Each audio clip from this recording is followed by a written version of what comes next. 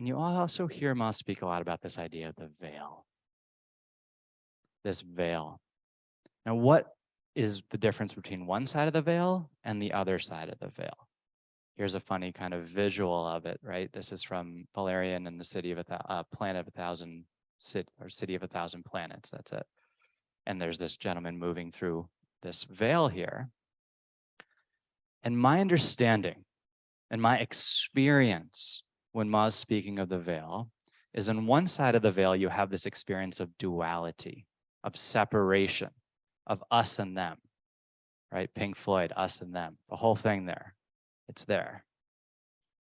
And so when we get into this idea of us and them, separation, individuality, suffering, all of these concepts, lack, all of that, they exist within this world of duality, which exists at a certain level of consciousness. Consciousness is a spectrum from low to high. And over time, this veil was created as the humanity's collective frequency lowered into that place of duality and separation. And yet, as we move through our human experience, and I invite you to think for a moment about this, we have moments when we transcend that, of profound connection with others, a moment of meditation, a moment of being in nature or in a sacred place or church, right? We have these moments of transcending that through human intimacy, through sex, all of these things. We have moments where we transcend duality. Can you see those moments in your life?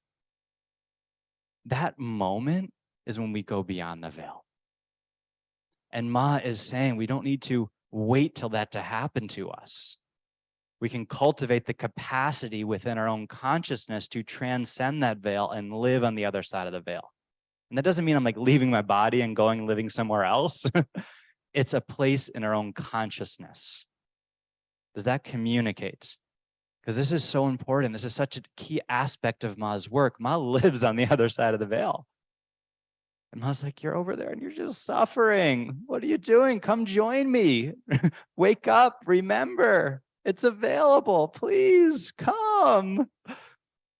And we have that capacity.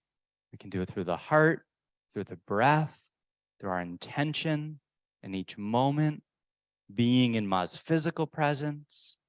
So as we continue and you hear Ma speak about going beyond the veil, let's see how we can play and live a life where we continue to move beyond limitation, move beyond separation. And on the other side, there is a magical, magical life of synchronicity, of profound unity and connection. One time in the Kumbh Mela, which is the largest human gathering on the planet, it's absolutely phenomenal in India. Jivan Das, Lalita, and I, and 6 others were initiated within the tradition there into what was called a Mahamandaleshwar. It's a title within India recognizes a spiritual leader, someone that contributes towards the upliftment of humanity. And Sai Ma wanted to prepare the 9 of us to receive that initiation. And so Ma said, I want you to come with me down to the Ganga, the river, the Ganga. And said, okay. And Ma said, I'm going to initiate you. Preparation. So we went there and each of us went and dipped into the river, which is an extraordinary experience in and of itself. And then we came over and Ma put Ma's hands on each one of us. And did Ma touch her feet as well? I feel like there was something else you don't remember as well. Elements of it are beyond. But Ma came over and I remember Ma putting Ma's hands on my head.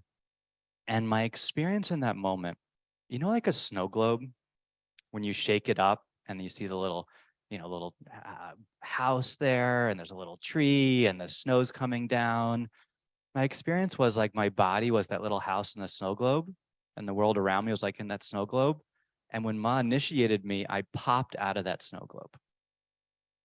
And beyond that snow globe, my experience of myself, and these are only qualities that point towards it, is this serenity beyond words, a peace beyond words, a joy beyond words, the most lucid and vivid experience of nature, of life that could even imagine. and the cessation of suffering in that moment, the calming of the mind. I'm just pointing towards this, right? And being there in the Ganga, experiencing that, it was such a profound, like wild, extraordinary experience. Oh my God, the most amazing, and yet completely natural.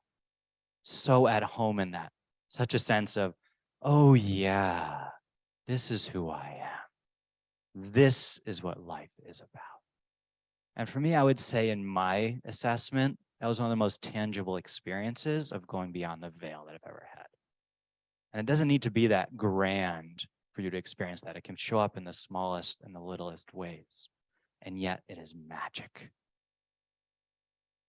And I think this is what draws us to Ma, is Ma has the capacity to elevate our consciousness, to support us to remember who we are.